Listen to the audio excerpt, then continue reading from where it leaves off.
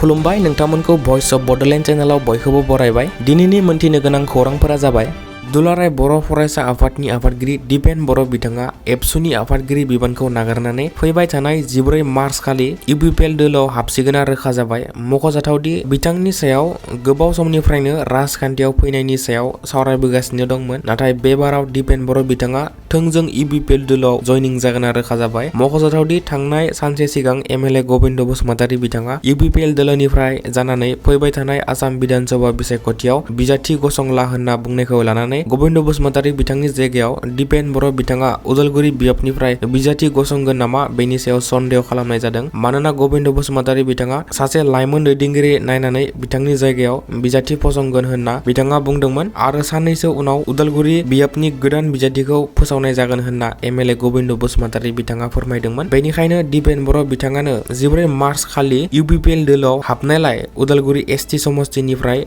दिपेन बर' बिथांखौ बिजाथि गसंगोन नामा बेनि सायाव सन्देह खालामनाय जादों।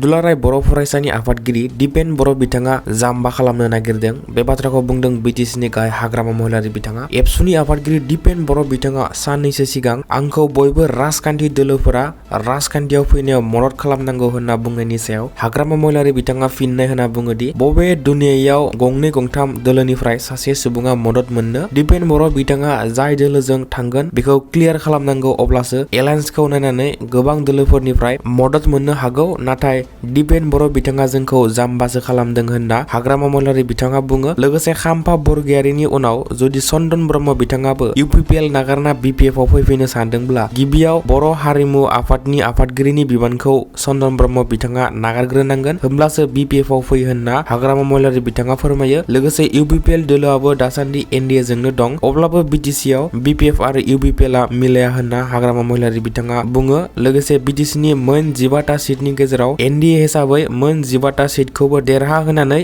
दिसपुरसिम MLA दैथायहरनायानो जोंनि खामानि होनना BTCनि गाहाय हाग्रामा महिलारी बिथाङा बुङो। जेसेबांनो आसाम बिधान सभा बिसायख'थिया खाथिनिफ्राय खाथि सफैगासिनो, UPPL दोलोनि खहायाबो सानफा एफा सासेनिफ्राय सासे दोलोनि दैदेनगिरि बिथांमोना UPPL नागारनानै BPF दोलोआव जयेन जानायखौ नुनो मोनगासिनो। मैया चिरां जिल्लानि BPF दोलोनि CWC जथुमायाव UPPL दोलोनि गोबां गेदेर गेदेर दैदेनगिरि बिथांमोना UPPL दोलोखौ नागारनानै BPF दोलोआव जयेन जाहैयो। थिग बेबायदिनो बावैसो सान सिगां UPPL दोलोनिफ्राय बिबान एंगारनाय बारग' MLA नाथुराम बर' बिथाङाबो मैया हाग्रामा महिलारी बिथांनि नुजाथिनायाव BPF दोलोआव जयेन जायो। बेनि अनगायैबो UPPL दोलोनि गोबां दैदेनगिरिफोरा BPF आव जयेन जाबावगोन होनना हाग्रामा महिलारी बिथाङा फोरमायो। मैयानि बे BPF दोलोनि CWC मेलाव गाबोन भारतनि गाहाय मन्त्रि नरेन्द्र मोदी बिथाङा क'क्राझारनि ग्रीन फिल्डआव बेलासिनि 2 रिंगासोआव बाहागो लाफैगोन। बेनि सायाव गोथौयै सावरायलायनाय जायो आरो मेलाव गाजा गोमजायै बयबो जाहाथे बाहागो लानानै मेलखौ जाफुंसार खालामो, बेनि सायाव गुवारै सावरायलायनाय जायो होनना BTCनि गाहाय हाग्रामा महिलारी बिथाङा फोरमायो। मोनद' हारिनो ST होनायनि बिलखौ प्रमद बर' बिथांजों लोगोसे साथाम UPPLनि MP बिथांमोना जाहाथे पार्लियामेन्टआव बिलखौ पास खालामनो थाखाय रायखांना होयो, बेनि थाखाय दुलाराय सावथाल फरायसा आफादआ UPPLनि साथाम MPफोरखौ खावलायदों आरो सावथाल हारिजों लोगोसे मोनद' हारिनो दासिमबो ST होयैनि थाखाय गाबोन गाहाय मन्त्रि नरेन्द्र मोदी बिथाङा क'क्राझाराव फैनायाव जाहाथे सासेबो सावथाल हारिनि सुबुंफोरा बे हाबाफारियाव बाहागो लाया, बेनि थाखाय गासै सावथाल हारिनि सुबुंफोरखौ बिथांमोना खावलायो। बेनि अनगायै मोनद' हारिनो ST होयैनि थाखाय BJPखौ बिसायख'थियाव फिननाय होगोन होनना बिथांमोना सोंखारियो। लोगोसे BPFखौबो सावथाल हारिनिफ्राय सासेबो MCLA होयैनि थाखाय आरो सासेबो CSB मेम्बार होयैनि थाखाय BPF सोरखारखौबो सोंखारियो आरो सावथाल हारिनिफ्राय CSB मेम्बार आरो नमिनेटेड MCLA थिसननांगौ आरो ST होनायाव जुदि BPFआ मदद खालामाब्ला सावथाल ओनसोलाव BPF दोलोखौ बिसायख'थिनि फोसावदिं मेल खुंनो होनाय जानाय नङा आरो BPFखौ सावथाल गामि गामि हाबनो होनाय जानाय नङा होनना सावथाल फरायसा आफादनिफ्राय फोरमायो। गुबुन फारसे कच राजबंसि हारिनिफ्रायबो गाहाय मन्त्रि नरेन्द्र मोदी बिथाङा क'क्राझाराव फैनायखौ लानानै माखासे गोख्रों बाथ्राफोर बुंनायखौ नुनो मोनदों। गसाइगाव आरो बोखावजाय गवालपारा जिल्ला कच राजबंसि सन्मिलननिफ्राय गासै कच राजबंसि हारिनि सुबुंफोरखौ जाहाथे गाबोन नरेन्द्र मोदी बिथाङा क'क्राझाराव फैनायाव सासेबो कच राजबंसि हारिनिफ्राय बाहागो लानो मोना होनना बिथांमोना फोरमायो। BJP सोरखार हेमन्त बिश्व शर्मा आरो नरेन्द्र मोदी बिथांमोना कच राजबंसि हारिनो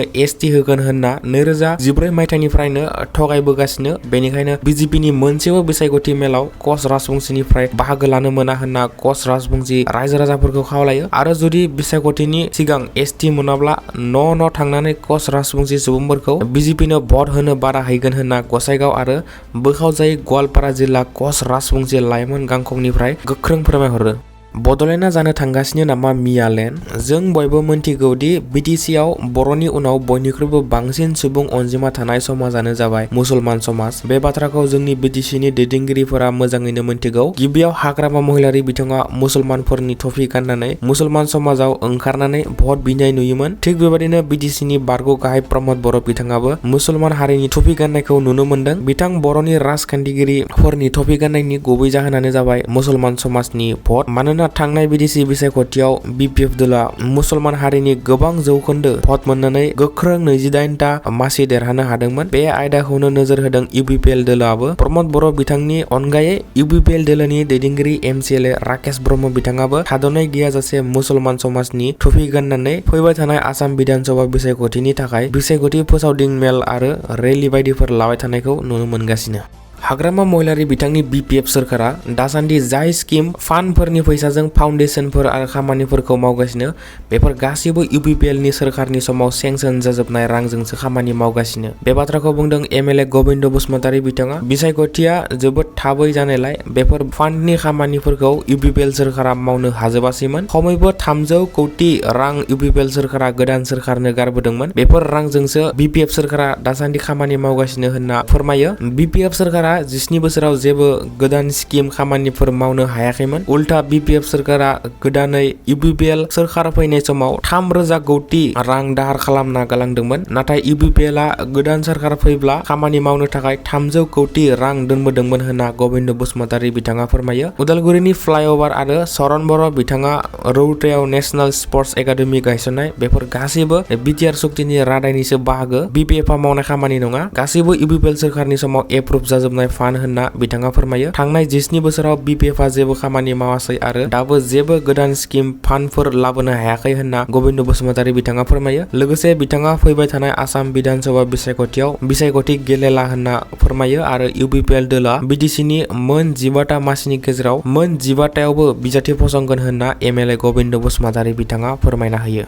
रायजोआव आसाम सोरखारा गासै 40 लाख आइजोफोरनो अरुणोदय 3.0 नि गेजेरजों 9,000 रांखौ सोना होदों। नाथाय 40 लाखनि अनगायै जायफोर आइजोफोरा दिनैसिमबो थाइसेबो अरुणोदयनि रां आखायाव दांनो मोनाखै बिथांमोनाबो खुद्रिसारनायखौ फोरमायदों आरो जायफोरा सिगाङाव एबा अरुणोदय 1.0 आरो 2.0 आव रां मोनदोंमोन नाथाय अरुणोदय 3.0 आव मुं दानजादों बिथांमोना गोख्रों खुद्रिसारनाय फोरमायनायखौ नुनो मोनगासिनो। थिग बेबायदिनो मैया तामुलपुराव मुं दानना होनायखौ लानानै दुंहाव थासारि सोमजियो आरो थाबैनो नाम दानना होनायखौ लाफिननांगौ होनना आइजोफोरा आसाम सोरखार आरो गिबि मन्थ्रिखौ खावलायहरो। नङाब्ला फैबाय थानाय आसाम बिधानसभा बिसायख'थियाव बिजेपिनो भट होनाय जानाय नङा होनना आइजोफोरा गोख्रों फोरमायो। ढेकियाजुलि ओनसोलनि बर' रायजो राजाफोरा गोबां जेंनाफोरजों गोग्लैसोनानै दं। हा-हुनि जेंनाजों लोगोसे नांगौ बादि जौगानाया ढेकियाजुलिनि बर' ओनसोलफोराव जानांगौ बादि सहैयाखै। बेनिखायनो इउपिपिएल दलनिफ्राय बिटिसिनि बायजोआवबो ढेकियाजुलि बियाबाव बिजाथि फसंनो थाखाय इउपिपिएल दलआ साखाफारा जानायखौ ढेकियाजुलि ओनसोलनि इउपिपिएल दलनि मावथि बिथांमोना फोरमायदों। ढेकियाजुलि बियाबनि मन्थ्रि अशोक सिंहाल बिथाङा गुबुन रायजोनिफ्राय फैनाय सुबुं। बेनिखायनो बिथाङा बर' ओनसोलनि जौगानायनि फारसे जेबो मोजां साना।